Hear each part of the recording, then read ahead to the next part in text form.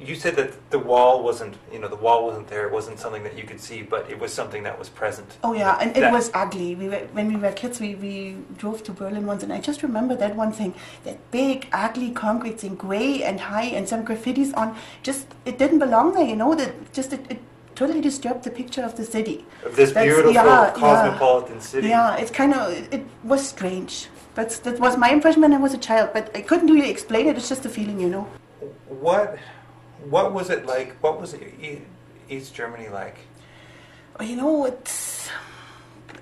It wasn't just the wall in Berlin. The wall was the visible thing, but all around, like on the border to the western part, they had like barbed wire fences with power on, and the guard towers, and they shot on everything, and they plowed it in between that no vegetation would be coming up and stuff, and they kind of basically got that whole thing set up to keep the people in the country. They didn't want anyone to leave who could work.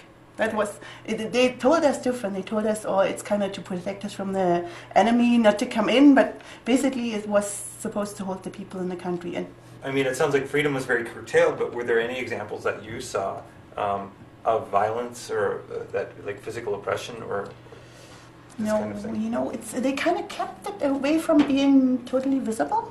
But we knew when, they had for the army, for the soldiers, if somebody didn't obey the rules or something, they had a special prison for the soldiers. And they said, if you ever go there, you come back broken. They totally brainwash you. And we had to go, what was it, the second year in university, we had to go for a military training, 6 weeks. Like learning how to march properly and getting the first aid and kind of what you do when there's a chemical bomb coming down and that kind of things, they told us they can drop any bombs anytime, and you gotta be prepared. And they had a special schedule for the siren alarm, like different, if it's nuclear or if it's just a regular one or so. Wow. And they had it in the schools, they trained that with the kids. That was kind of, it was kind of the border between the two systems, and that's why the Russians were there. They didn't really mean to suppress the Germans. It was the border between the two systems. Right. And where the Germans were caught in, Yeah. But you could live. You could live with it, just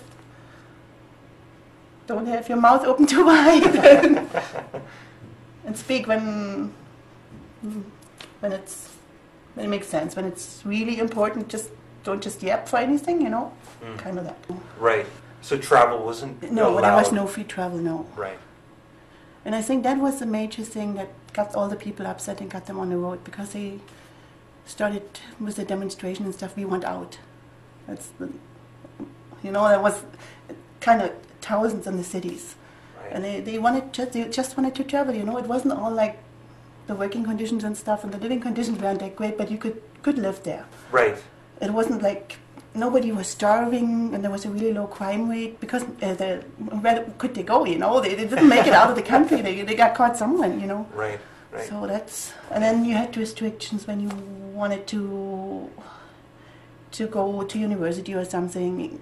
You had trouble when you were religious and didn't join the youth organization and stuff, right. So you better go there and just don't say anything. Did you have any association with people on the other side?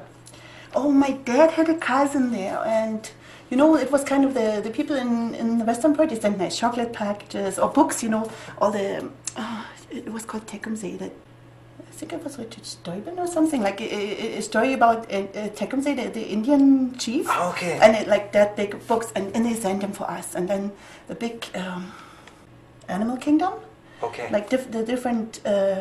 Like almost encyclopedia or something. Yeah, and with nice pictures, and it was really great. And they sent that, and that is my connection. How I remember, they sent the nice books and stuff. Right. And when Grandma, she could go over, she bought chocolate. It was really good chocolate, like the German chocolate. Not the Eastern German wasn't that quite as good. It wasn't bad, but not like the one. What I remember, I was about to go to school. I was 6 years old when they had the Prague Spring, and it's pretty close to the Czech border. The next village is just a few kilometers. You can see it, basically, the Czech village. Yeah. And they had the Russian tanks coming in, And the German army, the National People's Army, how they call it, was standing there with the tanks right on the border, right there in our town. And you know, for a kid, you see all the tanks, and we didn't know, are they going to shoot, or are they going to, Germans are going to go in there and shoot at the Czech, or, you know, that was what I remember. My parents didn't talk a lot. You know, in front of kids, you can't talk a lot of things. When you get Sure. ears all over, you know, they had the big Secret Service, and they kind of really chased people down when they had a different opinion. So you weren't supposed to give your opinion about some opposition things. Right. And they, some people, they got prison for that, you know, and they made bad jokes. You know, the jokes were free. Always, they had lots of bad political jokes. That was kind of the way out for the people to let out. Were they punishable, or? Oh, if the wrong person got it, but you know, we came to work. Oh, you know, the first prize of the festival of the political joke is 1 year in Bautzen, and Bautzen was the prison for the political Dissidents. not crimes, yeah, dissidents, yeah, for that. So that was kind of, you know, it's kind of, you gotta laugh, eh? Okay. in spite of the threats and in spite you of... gotta make the best out of it. And they were really great. The East Germans were really great with that bad jokes, you know? Okay. Like, always was a new one.